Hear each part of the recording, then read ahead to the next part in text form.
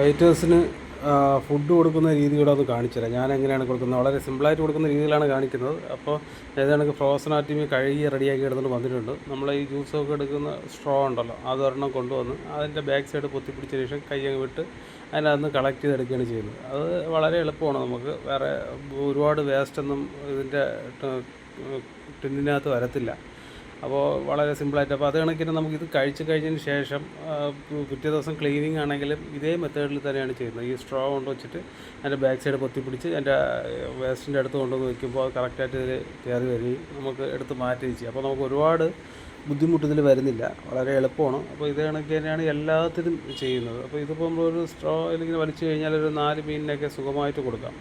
അപ്പോൾ എല്ലാത്തിനും ഇതാണ് കിട്ടുന്നത്. അവർ കുറേ നേരം കഴിഞ്ഞ് കഴിയുമ്പോൾ പാത്രം ടിന്ന് ഫുള്ള് കാലിയായിട്ടുണ്ടാകും.